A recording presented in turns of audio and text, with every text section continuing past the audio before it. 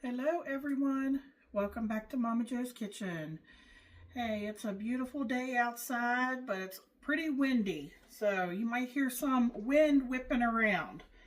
I've got another really good dessert for you all today.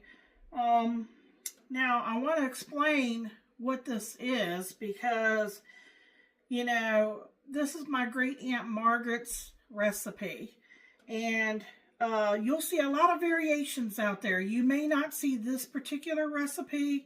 I have not specifically found this exact recipe on the internet. Not saying it's not out there. It could be. But the original, what we're making today, is called a bee sting cake.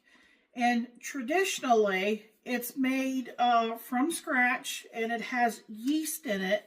And it has, a homemade cake batter, and it'll have like a topping of some sort of nuts. Usually they'll use, I guess they call them sliced almonds.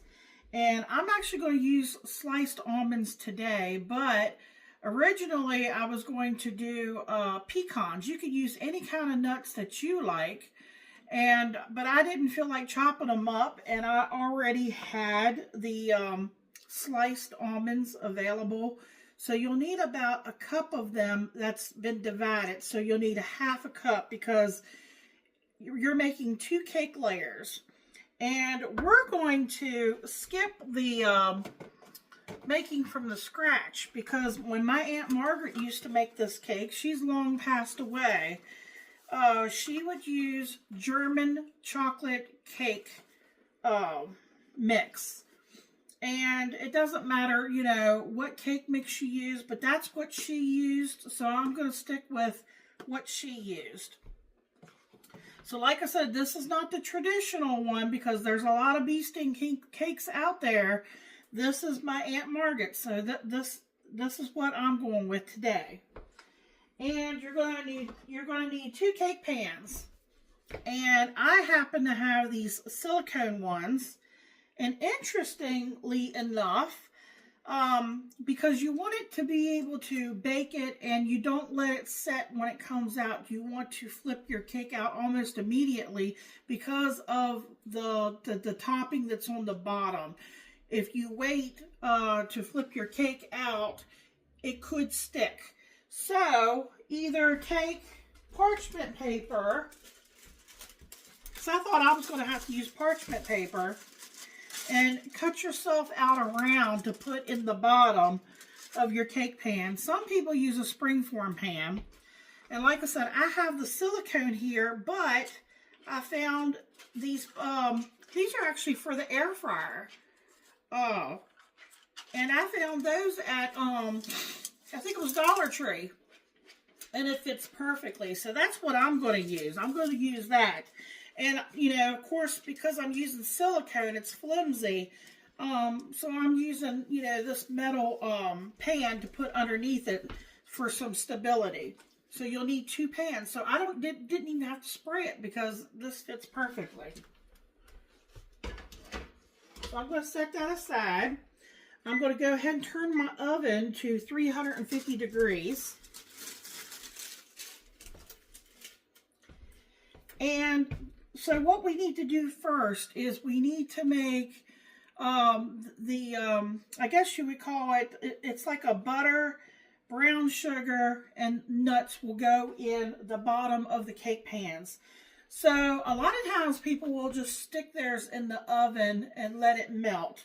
But because I've got those silicone pans and I've got a liner already in them, I find it easier to just stick it in the microwave. So you're going to need a stick of butter that's cut in half, because you're going to need half of a stick or 4 tablespoons for 1 cake pan. And then we're going to do the same thing and melt the other one for the other pan.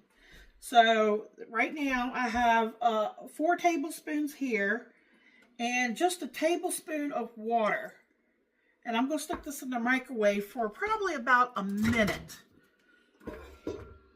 I have a little microwave cover here to help against the splatters.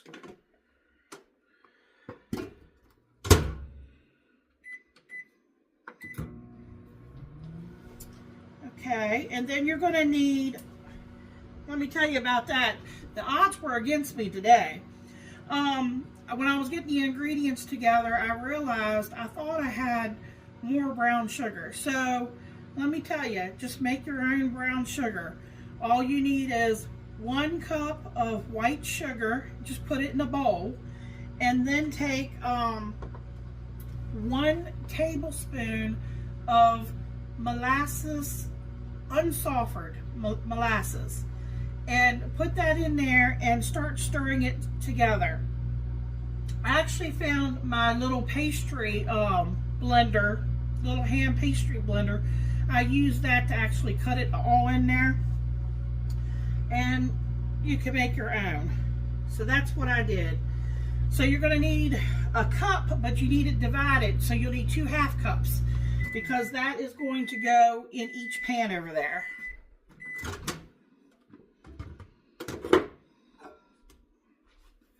There we go. See how it's nice and all melted?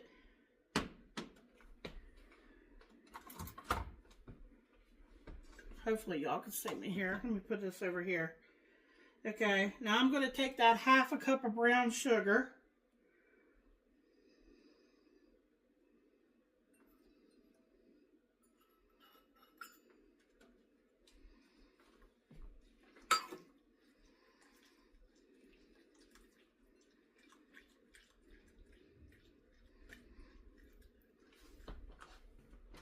I'm going to bring my pan over here and pour that all into your pan to the bottom.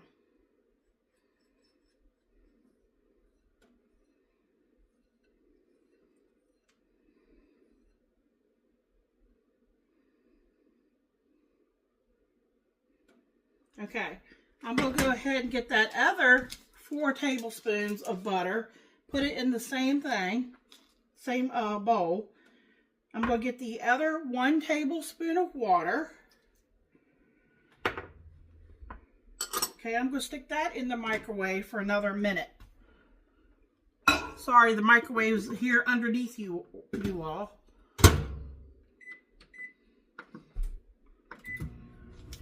Okay, so now I'm just tilting my pan to make sure it's all covered here.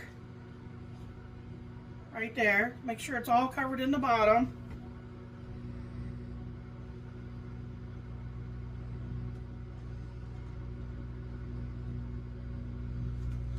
And then I'm going to take my sliced almonds and just sprinkle it all evenly on the bottom.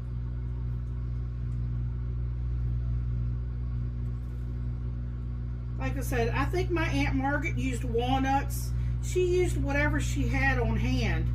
I believe she, I know she used pecans. She always had pecans on hand.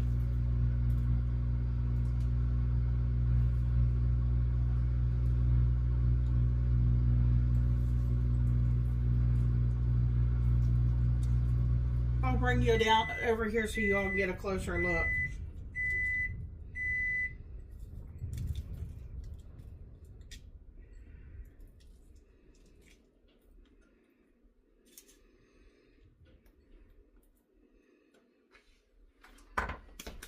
Hold on.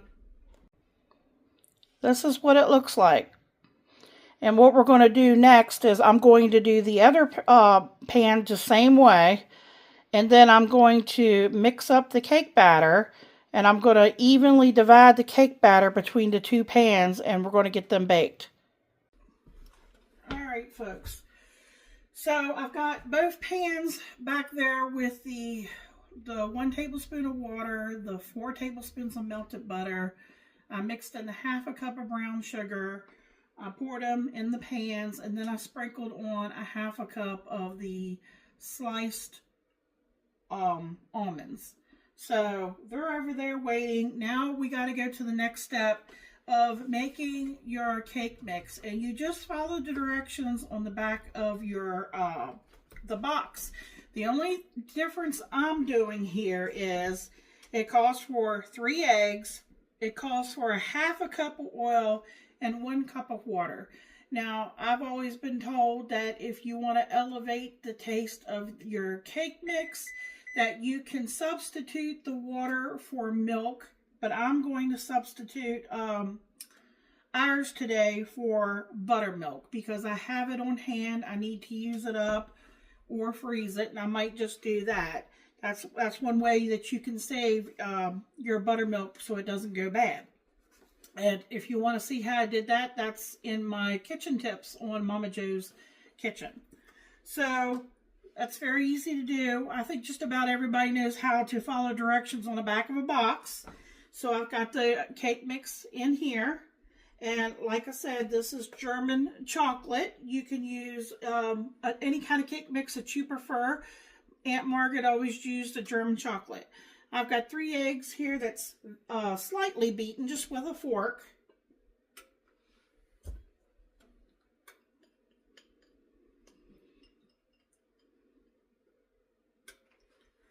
And then I'm going to go in with the oil. And this can be done with a hand mixer or in your mixer, but since we're going to be using the mixer later for the topping, I'm just going to do this up by hand. I don't see why that can't be done like that.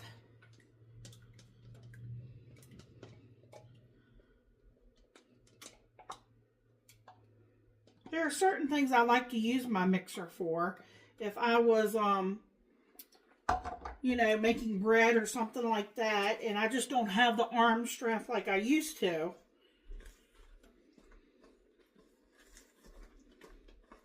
It smells really good.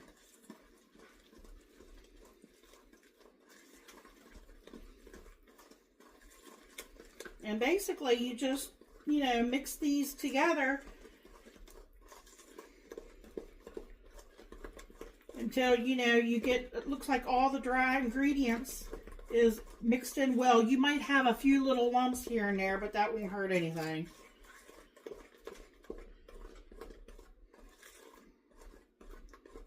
Okay. Hold on. Here it is. They always say to never over mix anything because it'll become tough.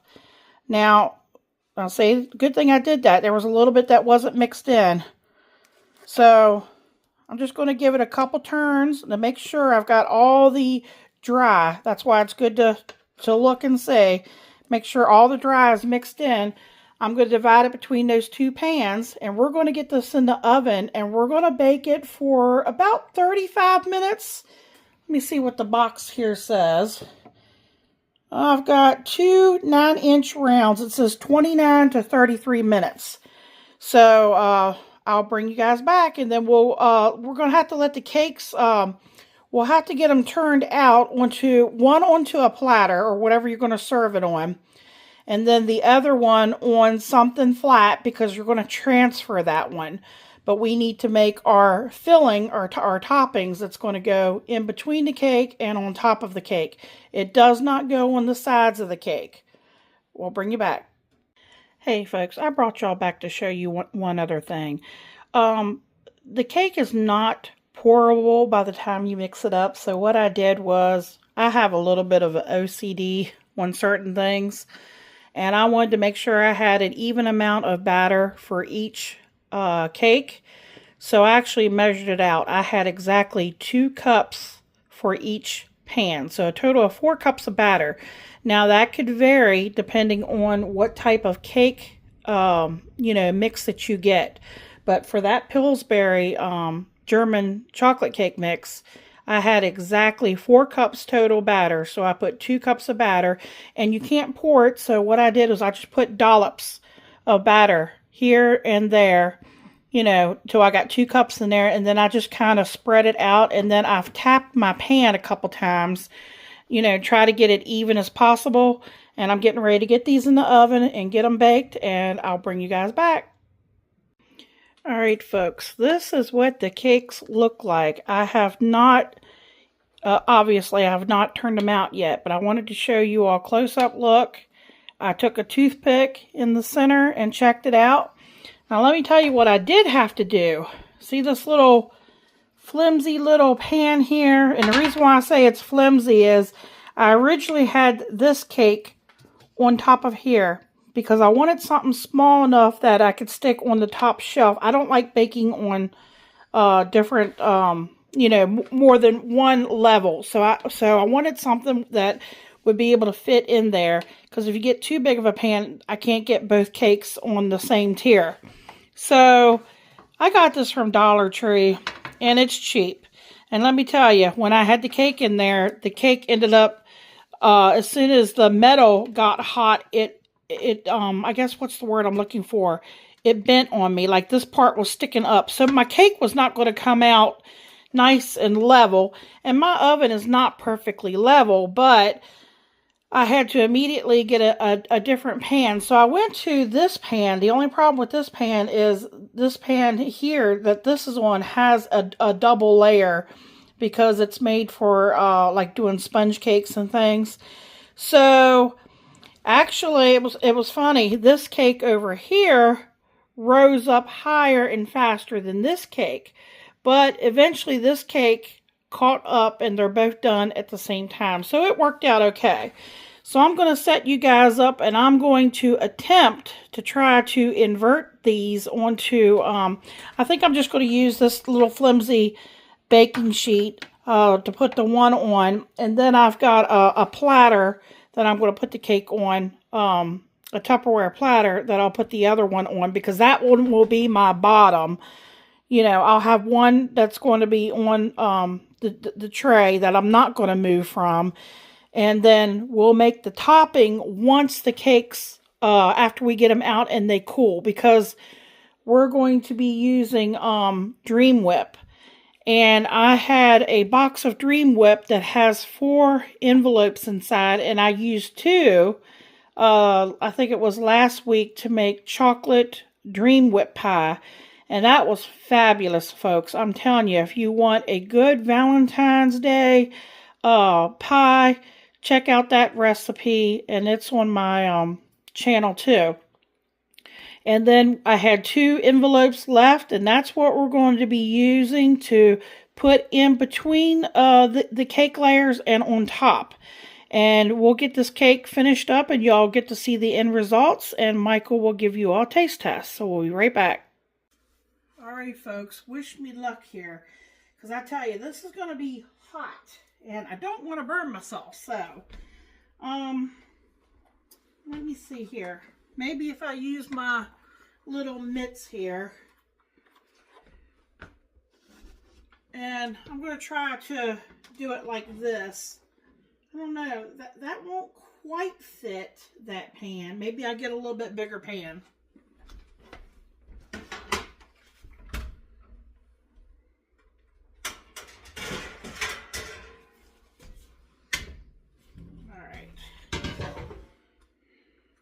I know that bottom pan's hot. So let me try it like this.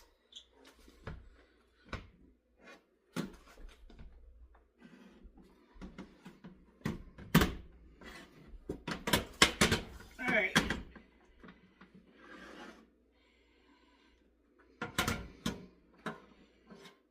Okay.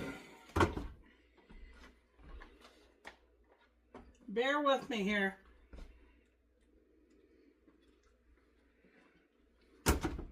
Oh, okay. Now,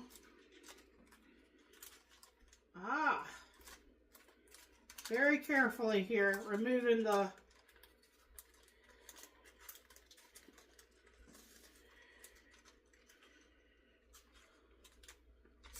just a little bit of the nuts is stuck there, but you know what?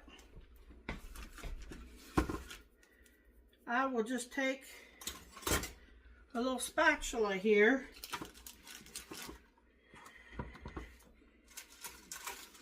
See if I can scrape some of that off.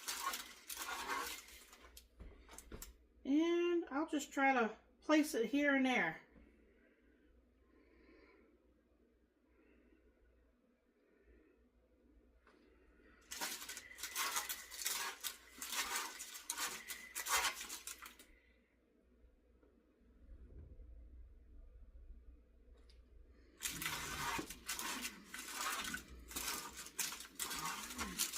want all that goodness here on our cake.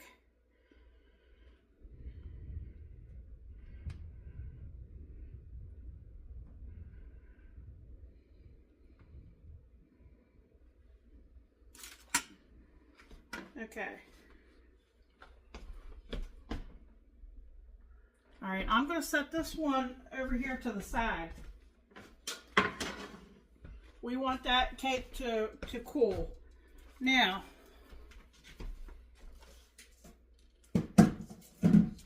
this is what I'm going to serve it on. It's just one of those Tupperware carriers. Actually, this one is extra tall because it has an insert to put deviled eggs on, because you will, once you do your cake up and you serve it, you know, if you're going to serve it, you know, pretty much after the cake cools and you put the whipped topping on it, if you're going to serve it right away, fine, but if you're not, you'll want to refrigerate it because of the whipped topping. So I'm going to try to do this again. Trying to see if this is hot. It's not too bad, but I still want to protect my hands. I'm trying to kind of center it too before I flip it.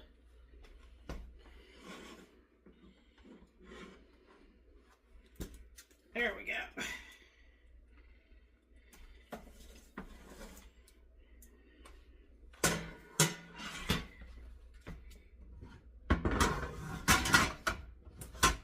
Whoops. Okay. All right, same thing, folks. Let's see.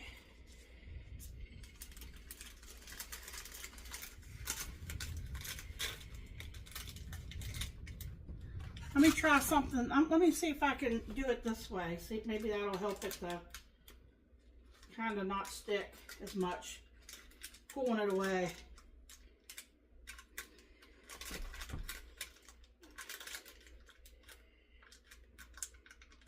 You know, actually, this one's coming off even better. So maybe if you just, you notice this is the second one.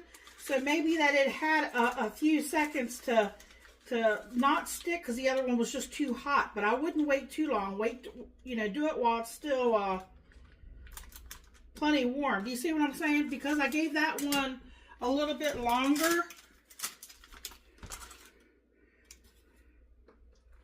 Maybe this should have been the top. You're not going to see that part anyway, you know.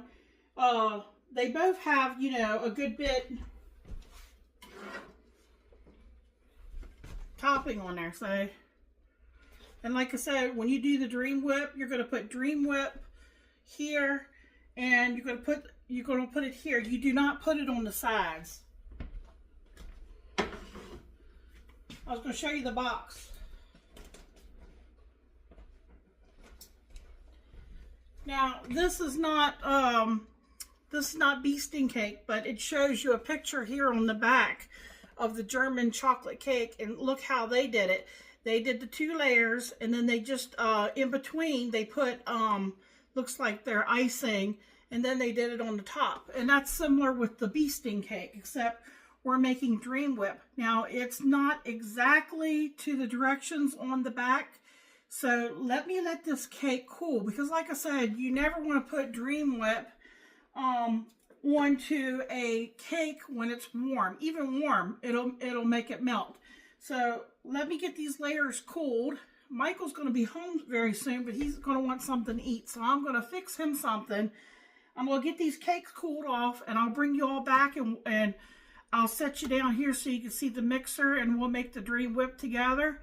We'll get it put, you know, the cake put together, and I'll give Michael a big slice of it, and he'll be happy to give y'all a taste test. So we'll be back.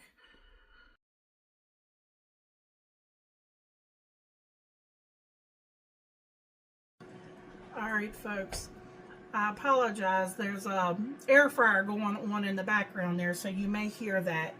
And I've got you situated where you can kind of see down into the mixer. And I have 2 envelopes of this Dream Whip in here. And we're going to add 1 cup of cold milk. I'm trying to see where I put the milk. Here's 1 cup of cold milk. And then we're going to go ahead and add 1 tablespoon. You can either use what I have here on hand, left over from what back at Christmas I made a rum cake. So you could use real rum, or you can use imitation rum. And maybe if you don't like rum, you could use vanilla extract or something like that. I think I'm going to use the spiced rum since I have it on hand. And it calls for a tablespoon. Okay, now we're going to beat this on high. And we still have another ingredient, but I'm not going to add it until we get this all incorporated. So it will make a mess because it does. If you have a splatter shield, use your splatter shield. I'm going to turn this on high, and I'm going to set the timer, and I'm going to check it at either 4 or 6 minutes. The last time it actually took me 9 minutes because you want to beat it until it gets to soft peak stage. We'll be right back. Okay, folks. I set my timer for 5 minutes, and it was almost there, but not quite. So I set it for like another 2 minutes, so that's like 7 minutes. Now you want to add 1 small package of vanilla instant pudding, and all I'm going to do is I'm going to dump it in here, and I'm going to just mix it enough to get it incorporated. And I'm going to scrape down my sides too. Let me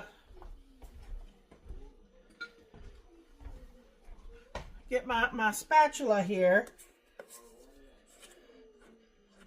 Okay. Whoops! Look at that. Now, that is one complaint I do have about this mixer. I got this. This is a Drew Barrymore, and I got it at Walmart. I love the fact that it's light. It's not real heavy. I used to have a KitchenAid, and I ended up giving that to my daughter-in-law. And it comes off very easily. And I had this stuffed into the hole there because when you turn it on high, it'll start splattering every place. Okay. Let's try this again.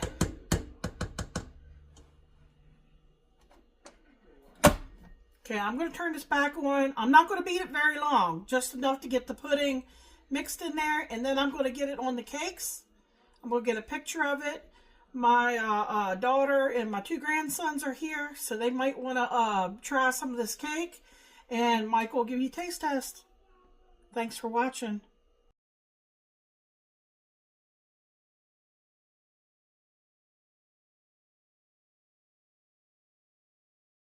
How you doing, YouTube? Here to taste test Momma Jo's bee sting cake. Let's see what we got here. There we go. Just gonna have to make a mess with it.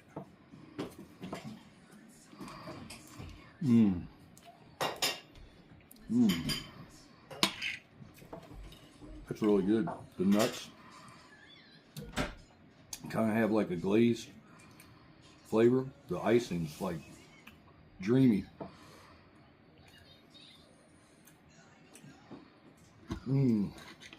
Now, we didn't let it set up. We could let it set up in the refrigerator. It would get firmer. Oh, wow. Any man out there watching? Don't let it set up. Just devour it right at one setting. Excellent stuff. 2 thumbs up. Remember to like, comment, share, subscribe. Check out Momma Jo's video where she makes it. Check out all her videos. Thank you. Good night.